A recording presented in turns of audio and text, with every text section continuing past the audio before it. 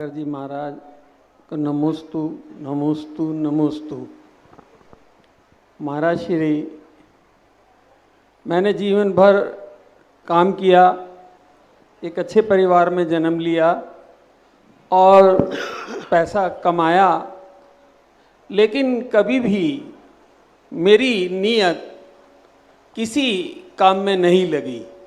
किसी काम में पैसा खर्च करना या कोई शौक़ रखना, ये मेरा कभी भी नहीं बन पाया। यहाँ तक कि मैंने जब मेरी शादी हुई तो मैंने अपनी शादी दिन में 12 बजे की थी। रात्रि भोजन का त्याग मुझे था इस बात के लिए कि शादी में मैं रात्रि भोजन नहीं लूँगा। जहाँ तक छूट की बात है, मैंने शादी में एक अंगूठी भी नहीं ली थी, सगाई की अंगूठी भी एक्सेप्ट नहीं की थी, और ये कहा था कि एक धोती के अलावा अगर मेरी वाइफ की टैची में कोई सामान मिलेगा तो मैं वापस भेज दूंगा। बहुत सुंदर। मुझे पैसे से कभी लगाव नहीं हुआ, और प्रभु की कृपा है कि मेरी पत्नी भी ऐसी रही कि उसका भी कभी किसी बात का शौक नहीं रहा। और एक बात का शौक रहा कि मंदिर आदि में लगाने का मुझे बहुत ज़्यादा मेरा मन रहा, और मैं जब कभी भी मुझे अवसर मिला तो मैं मंदिर के निर्माण में उस द्रव्य को लगाया। गुरुवर, आपसे मेरी एक जिज्ञासा है कि ये उस धन का सुयश है या मेरी सोच का, मेरे परिणामों का प्रतिफल है?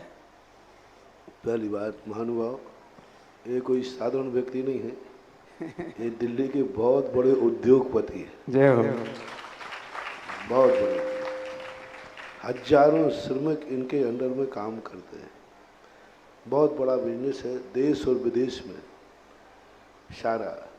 और सबसे बड़ी चीज़, इतनी ऊंचाइयों पर पहुंचने के बाद, इतना धन दौलत होने के बाद, इनके मन में कभी किसी प्रकार का शौक नहीं है जिन्होंने बताया। यानी शादी जब इनकी हुई थी उस समय इनकी उम्र क्या थी? उस जवानी में दिन में भोजन, शादी इसलिए कि मैं रात्रि में नहीं खाऊंगा। तो सारे बुढ़ों से मेरा कहना है कि अभी इतनी उम्र होने के बाद भी रात्रि भोजन नहीं थे छोड़ पा रहे। आप इनको देखो, इनके पास धन है, दौलत है, शौहरत है, सीरत है, सब कुछ है, लेकिन फिर भी कोई व्यसन नहीं है। बहुत बड़ी चीज होती है। और आज उसी का परिणाम है, कितने अमीर होने के बाद भी गुरु के सामने खड़े हैं। आपने अभी 2 दिन पहले अशोक पार्क में भी आए थे, उनके परिवार के लोगों की भी सादगी देखो, उनकी सादगी देखो। उनकी पत्नी प्रतिमाधारी है, स्वयं अशोक रात में पानी नहीं पीते हैं, इतनी बड़ी हस्ती होकर के, इतने व्यापार में बिजी 24 घंटे। आप लोग कहते महाराज हमें व्यस्त हैं, इन जैसा व्यस्त आदमी कोई नहीं होगा, लेकिन उसके बावजूद भी आज धर्म का स्तंभ लेकर के, और ना जाने कितने स्थानों पर इन्होंने, अभी बड़े गांव में बहुत बड़ी बाहुबली की मूर्ति विराजमान की, दानोदय में स्वयं अपने फार्म हाउस पर बहुत मंदिर बना रहे हैं, नारे सब जगह, नारेली और आदि सब जगह किया, बिजौली आदि। अब इनके प्रश्न का जो जवाब है, पूर्व भाव में तुम्हारा माँ इतना सा भाव किया होगा, तुम्हारे पूर्व भाव में नियम से कहीं ना कहीं से कोई ना कोई एक टीस लगी होगी धर्म के कार्य में, और तुम वो नहीं कर पाए होगे। और परिणाम किया होगा कि प्रभु, जब भी मुझे कभी धन मिला तो मैं इन धन को पापों में खर्च नहीं करूंगा, इस धन का एक एक रुपए का सदुपयोग करूंगा। वह जो अंतिम मरण करते समय कलमबद्ध बयान जो होता है, उस बयान के समय, उस भाव के समय व्यक्ति पुण्यानुबंधी पुण्य का बंद करता है। पुण्यानुबंधी पुण्य का अर्थ यही होता है, पैसा दोनों के पास है। रावण के पास भी पैसा था, 1 नंबर का, अक्षय निधियां थी। भरत चक्रवर्ती के पास भी पैसा था, अक्षय निधियां थी। दोनों में अंतर इतना था, रावण से जब कहा गया कि भाई पैसा बचा हुआ है, अक्षय निधियां हैं, सब काम हो गए, बोले हो गए, ऐसा करो मेरे जूतियों में रत्न जड़ दो, मेरे फर्श में रत्न जड़ दो, मेरे मकानों की दीवारों की ईंटें निकाल कर सोने की ईंटों से बना दो। अब कोई फर्क नहीं पड़ता, सोने की ईंट मकान में रहो चाहे उसमें रहो, लेकिन उसने सब धन, ये कहलाता है पापानुबंधी पुण्य। पुण्यानुबंधी पुण्य क्या कहलाता है? भरत चक्रवर्ती से जब कहा गया कि ये धन मेरे पास है, क्या करें कोषाध्यक्ष ने, उन्होंने कहा सुनो, दुनिया में ऐसे लोग हैं जिनके पास खाने को मुश्किल है, एक महीने का खर्च निकालना मुश्किल है, मेरे पास इतना धन है कि मेरे खर्च के बाद भी बच रहा है। सुनो मंत्री जी, ये मेरे पूर्व कर्म में किए हुए धर्म का फल है, 1 रुपए का दुरुपयोग नहीं करना, इस सारे धन से तुम्हें कैलाश पर्वत के ऊपर स्वर्णमयी जिनालय बना। जय हो। अब देखना, दोनों ने धन खर्च किया, ये पुण्यानुबंधी पुण्य है। पूर्व में चक्रवर्ती ने पुण्य बांधा था कि मेरे पास धन आएगा तो मैं गलत कार्यों में खर्च नहीं करूंगा। एवं जी, ये पूर्व का तुम्हारा बांधा हुआ सातिशय पुण्य है, जो तुम्हारे पास धन होकर अय्यासी करने का भाव नहीं आता, दुनिया भर के वैभव में भोग विलासिता में भाव नहीं आता, और परिणाम आता है कि मेरा धन सदुपयोग में लगे। और पुण्यानुबंधी पुण्य की विशेषता यही होती है कि वो जब धन आता है तो उससे पुण्य करने का भाव होता है। 1 लाख रुपया किसी के पास बचा, एक व्यक्ति कहेगा चलो ऐसो आराम करते, कहीं घूमने जाते, कहीं मौज मस्ती करते, दूसरा कहता है कि नहीं, चलो ये पैसा बचा है, किसी तीर्थ क्षेत्र पर किसी मंदिर में मूर्ति विराजमान करेंगे, चलो क्षेत्र पर जाकर के कोई अच्छे कार्य में करेंगे, चलो किसी बीमार आदमी को लिए दवाई कराएंगे, आदि आदि। इन भावों में परिणाम आता है। पुण्य के उदय में पुण्य करने का भाव आना, ये भविष्य की अमीरी की सुरक्षा है। ऐसा परिणाम, क्योंकि पूर्व भाव में पुण्य किया था तो आज पा रहे हो, और आज पुण्य पाओगे तो आगे पाओगे। ये संसार खेती है योगेन जी, ये खेती है। कल बोया था, आज फसल काट दी, आज बोगे कल काटोगे। और जो व्यक्ति आज बोया और काट कर खा पी जाता है, अगली बार उसका खेत सूखा रहता है और भूखों मरता है।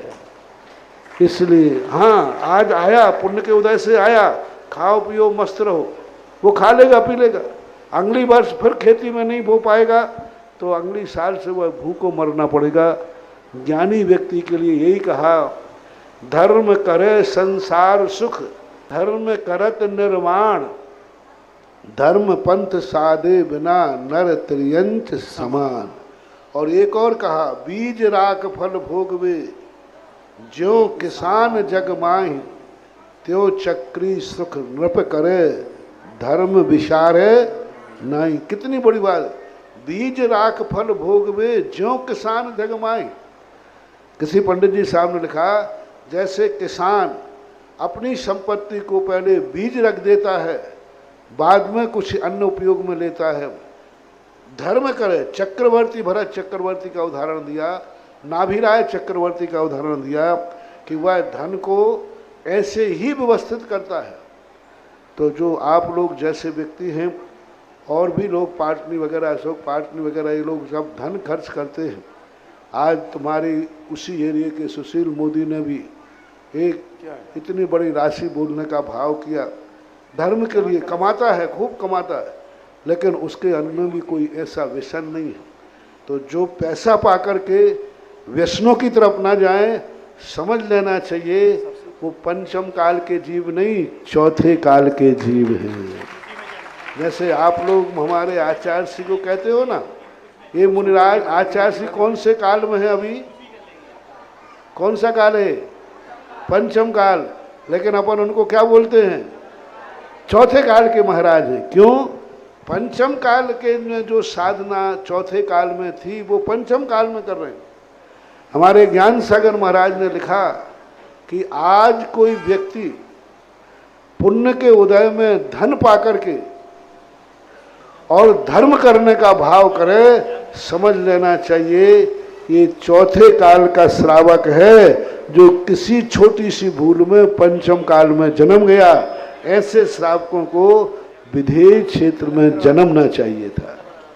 तो ऐसे श्रावक पुण्य पा करके, शरीर स्वस्थ पा करके, सब कुछ पुण्य पा करके यदि व्यक्ति धर्म की तरफ मुड़ता है तो वह श्रावक भी चतुर्थकालीन संज्ञा को प्राप्त होता है। क्योंकि चौथे काल के श्रावक ऐसे ही होते थे।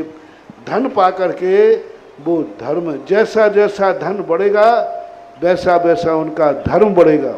और रावण के जैसे लोग कैसे थे, जैसे जैसे धन बढ़ेगा वैसे वैसे धर्म घटेगा और पाप बढ़ेगा। अब आप सबको इनका उदाहरण, इनके प्रश्न को सुनकर के निर्णय लेना है कि आप लोग रावण के वंशज हैं या भरत चक्रवर्ती। आपके बाद धन बढ़ते ही धर्म छूट रहा है तो समझ लेना कि तुम्हारा भविष्य रावण के पास पहुंचेगा। और यदि धन पाकर के, धन दौलत पाकर के धर्म करने का भाव आता है कि हमारे धन से मंदिर बने, हमारे धर्म से तीर्थ क्षेत्र बने, हमारे धर्म से बड़े बड़े परोपकार के कार्य हों, ऐसा भाव आता है तो तुम्हारा स्थान भविष्य में भी चक्रवर्ती के स्थान में परिवर्तित हो सकता है। तो ये तुम्हारे पूर्व भाव का पुण्य है और वर्तमान में तुम्हारे माता पिताओं का संस्कार और वर्तमान में तुम्हारा संस्कार कि तुम्हें साधुओं की संगति करने का शौक है। तीन बातें, पूर्व भाव का सातिशय पुण्य, वर्तमान में माँ बाप का संस्कार और तीसरा स्वयं तुम साधु संतों की संगति में आने के लिए लालायत रहते हो। यही सबसे बड़ी बात है। जितना बड़ा आदमी होगा उसको जरूर साधु संतों की संगति में रहना चाहिए, क्योंकि साधु संगति से तुम साधु बनो या ना बनो, लेकिन धन के वैभव के कारण गलत मार्ग पर नहीं जाओगे, ऐसा समझना चाहिए।